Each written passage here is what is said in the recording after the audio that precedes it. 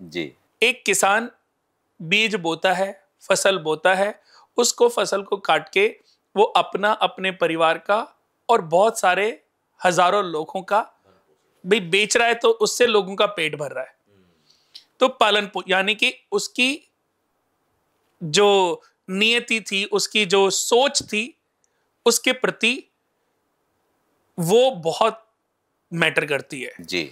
आपका उद्देश्य क्या है, ये बहुत मैटर करता है। उद्देश्य अच्छा है तो वो आपके अच्छे कर्म फल में ही काउंट होगी, कभी भी वो पाप फल नहीं बनेगी। और कहते हैं ना, जो जीवन में पैदा हो रहा है उसका अंत भी होना, तभी तो योनियों में वो अपग्रेड होगा। भाई सबसे पहले जो जन्म होता है वो 84 लाख योनि, जो 84 लाख योनियों में जो 30 लाख योनियां हैं वो पहले वृक्षों की है। ओके। वृक्षों की योनियों से जब वो मुक्त हो जाता है तब उसका जन्म होता है जलचर बनकर। अच्छा। जल में जो कीटाणु हैं, टॉयलेट में, पॉट में, हाँ, वो भी या तो योनि ही अंदर, है। ये सब जलचर है। यानी कि जल में रहने वाले जो जीव हैं जी। वो जलचर है। वो 9 लाख योनियां हैं। अच्छा।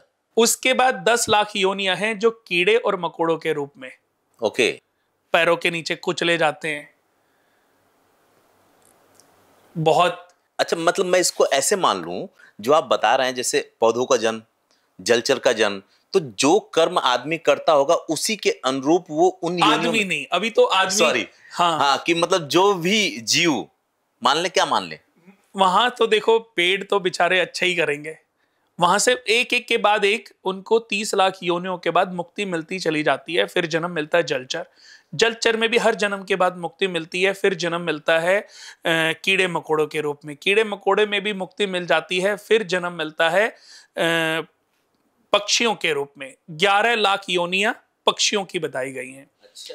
पक्षियों के बाद 20 लाख योनि होती है पशुओं की। फिर इनके बाद जन्म मिलता है गौ माता का। अच्छा। सबसे शालीन, सबसे सौम्य, सबसे प्यारा जन्म। उसके बाद मनुष्य का 4 लाख योनियों के जन्म में व्यक्ति पहुंचता है।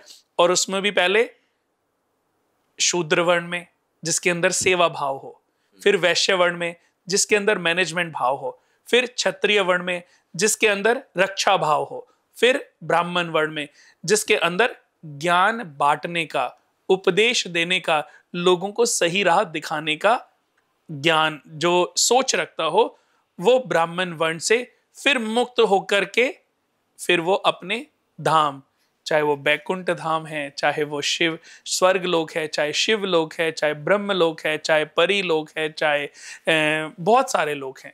अब सर जैसे आपने ये बता दिया ना कि इतनी योनियां, तो अब आदमी ये भी जानना चाहेगा मैंने नहीं बताया, ये तो मतलब, है ही ना, हाँ, ये तो प्रदत्त है। और उसमें ये भी कहा गया कि कर्मों के हिसाब से ही योनियों में चयन होता है। हाँ, नहीं, कर्म तो ये सारी योनियों में तो क्रॉस करना ही पड़ता है। एक बार व्यक्ति अगर इस धरा पर आया है, अच्छा। जिस भी योनि में गया उससे अपग्रेड होकर के, यानी कि पेड़ पौधों के बाद अपग्रेड होकर के वो जलचर में ही जन्म लेगा।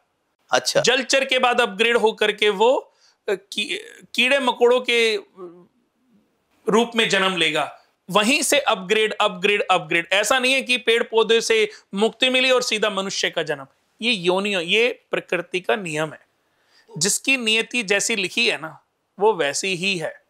तो ये जो हमारी कुंडली में लिखा रहता है कि आपका जो योग है वो साधना का योग है, आप साधना करोगे आपको मोक्ष मिल जाएगा, या मनुष्य के जन्म से आप अगर अपना साधना कर लेते हैं तो सीधे मोक्ष को चले जाएंगे, उस धाम को अगर देखो गौ माता के बाद जो मनुष्य का जन्म मिला है, तो देखा जाए साधना का मार्ग सबसे इजी है, हमें मोक्ष की तरफ ले जाता है। पर धीरे धीरे इन योनियों से क्रॉस होकर के जब हमें मोक्ष मिलता है, तो आदमी, हर कोई इस जीवन मरण से मुक्त होना चाहता है जी। वो चाहता है कि मेरा जन्म इस धरती। बहुत सारे लोग कहते हैं कि देखना मेरी कुंडली में अभी कोई ऐसा मोक्ष का योग है कि मैं अब दोबारा इस जीवन में नहीं आना। भाई जो कष्ट भोग रहा है वो तो यही चाहता है कि मेरा अब जन्म दोबारा ना हो। बिल्कुल। तो मैं ऐसे तमाम लोगों को यही कहना चाहूंगा कि साधना का जो रास्ता है वो सबसे अद्भुत रास्ता है। थोड़ी मेहनत तो उसमें भी है, थोड़ी क्या बहुत मेहनत है उसमें भी। साधना करना कोई आसान नहीं है। आज मैं भी चाहूं तो साधना नहीं कर सकता, क्योंकि एक जिम्मेदारी है माता पिता की, भाई बहन और पत्नी, परिवार में बच्चे। देखा जाए ये भी परिवार का पालन पोषण करना भी साधना है, ये भी अपने आप में एक साधना है। तो जरूरी नहीं है कि सिर्फ मेडिटेशन करके, ओम चैंटिंग करके ही आप उस रास्ते पर पहुंच सकते हो जहां व्यक्ति को मोक्ष मिलता है। अपने पारिवारिक जीवन को जीते हुए भी सभी के साथ सही न्याय, बुआ, बहन, बेटी, माँ, पत्नी, एक स्त्री के कितने सारे रूप हैं जी। सखा, दोस्त, सखियां, ये कितने सारे रूप हैं स्त्री के। कितनी सारी लड़कियां ऐसी होंगी जो आपको प्रॉब्लम से बचाने के लिए सही गाइड करती होंगी। बिल्कुल। कोई स्त्री आपको, अरे थक के आए हो, आपके लिए लाओ मैं जूते उतार देती हूँ। आप अपनी बेटी से, बहन से जूते नहीं उतरवाओगे, माँ से जूते, लेकिन आप पत्नी को, तो पत्नी का एक रूप, स्त्री का एक रूप है। तो यानी कि जो स्त्री के बहुत सारे रूप हैं वो अलग अलग, हम इनके साथ सही न्याय करना ये इजी नहीं है। आप अपनी माता से प्यार करते हैं लेकिन आप अपने बेटे की माता को कभी कभी दुत्कार देते हैं, तो आप न्याय कहां कर पा रहे हो।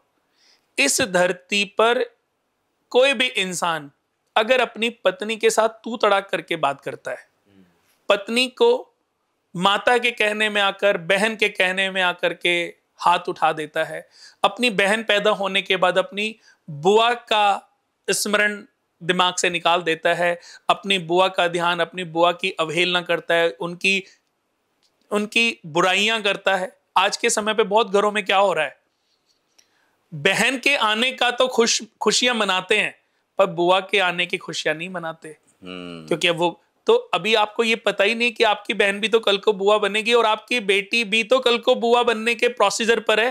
बिल्कुल सही बात है। तो आदमी जितना अपनी बेटी को प्यार करता है, क्या उतना वो अपनी बहन को प्यार कर पा रहा है?